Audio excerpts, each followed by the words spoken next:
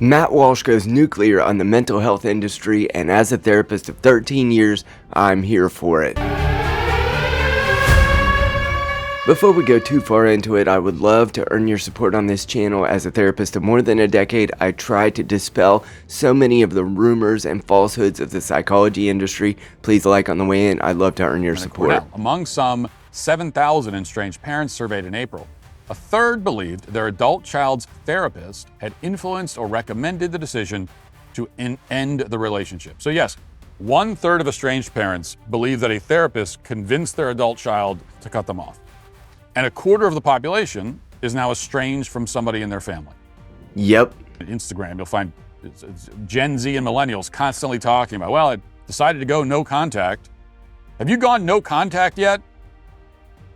It sounds like a coming of age ritual for Gen Z and millennials when the day when they decide to go no contact, which is cut off their own family, isolate themselves even more. Telling people to isolate is obviously bad. It would be better to build some resilience if you're facing difficult family. Therapists have their clients icing out family members, cutting them off completely, essentially disowning them for reasons that often have nothing to do with actual abuse. Now, in many cases, therapists are simply affirming whatever their client tells them without questioning whether that person is telling the truth. Can confirm. It's the affirmative model of therapy, which has been a catastrophic disaster across the board, where they will just basically agree with whatever the person, they will affirm their feelings. If the person sits down and says, I feel this way, this is how I feel about my parents, well, then for a lot of therapists, God forbid, they're not going to suggest that, well, maybe your feelings are wrong. Feelings are the worst master a man can have. Now, there are also many cases in which therapists take a more direct role and try to plant memories of abuse or trauma, quote unquote, in their client's head. Videos from alleged experts about how repressed memories are supposedly real, even though it's been debunked for decades. Just add the repressed memories contradictions to many of the mental health falsehoods that have come out, and it's really just shooting at whatever target they possibly can to see what sticks. And they mean that virtually every American is either in therapy or knows someone who is. And yet, despite all of this therapy, there is no evidence that mental health is improving in this country at all. In fact, it's getting worse. Look around, this is obviously true. And part of the problem here is that therapists themselves are often, not always, but often, incompetent, dysfunctional, mentally unwell women with degrees in social work and other fields that don't give them any relevant expertise at all. It is beyond factual that the majority of the individuals in this industry are women, and the majority of those women got into the industry in order to try to figure out their own problems, their own mental health struggles. And I can confirm too that when I got into this industry, it was because I wanted to help people recover from substances, because that is precisely what I did. So I can confirm that yes, even myself, even this based therapist, got into the field because I had my own problems that I was trying to reckon with. If you're a man seeking therapy, which is likely a huge mistake on your part, well, your options are going to be almost all women. And there's something quite absurd about that.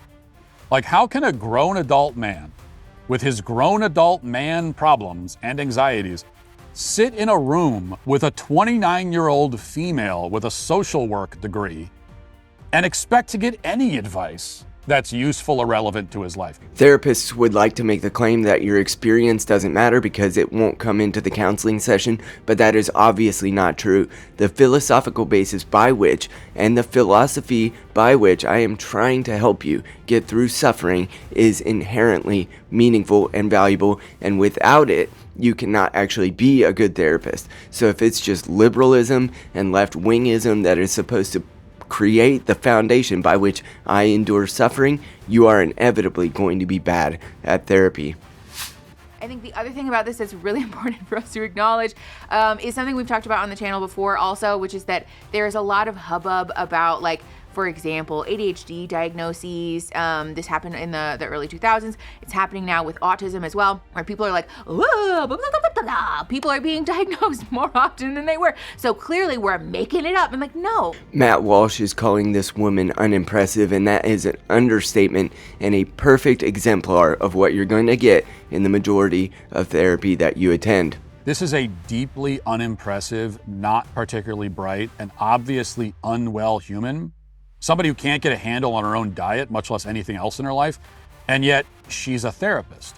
She sits in rooms with other unwell people and offers them guidance. How could a person who is clearly unhappy and dysfunctional possibly help anyone else be happy and functional? The fact is that if you are going into a therapeutic office, and these commercials for therapy industry stuff drive me crazy, because when you see the people that you are supposed to be taking advice from, they are unimpressive, they are often overweight, and they do appear miserable, and that is just simply not someone I want to take any counsel from. A huge number of therapists are only in the field to begin with because they're trying to figure out how to understand and grapple with their own mental problems. That's the dirty little secret about this industry. The thing that drives a lot of these people to it is because they're interested in mental health problems because they have so many of those problems themselves.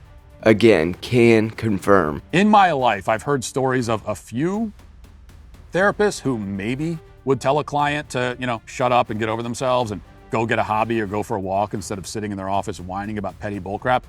I'm willing to concede that those therapists would be the good ones, but they are increasingly few and far between, and they're wildly out of step, in a good way, with the mainstream of their profession. Matt Walsh then states that there are almost no therapists across the board who would discontinue therapy because they have a financial incentive and really just a meaning incentive to try to keep the patient in therapy as long as possible. There is brief solution-focused therapy, which is basically 6 sessions or 8 sessions, and then you should be wrapped. There should be a way forward for you at that time, and most studies do state that if you stay in therapy for an extended period, the value of it actually continues to go down over time as you begin to rely upon your therapists as like this safety blanket that you need in order to live your life moving forward. And that is, of course, not what we think of as good therapy if you are an actual robust, good therapist. Now, I am deeply ashamed of my industry quite often. I say that on this channel all the time. I would love a future of faith, fatherhood, and freedom in which therapy took the appropriate backseat, that it's used in cases where it is only extreme and extremely necessary, instead of being the security blanket of a society that's looking for meaning and purpose that it cannot find in the office of a therapist. I guarantee you that. And if you would like to continue to promote that future with me, I would love your support. Thank you for watching.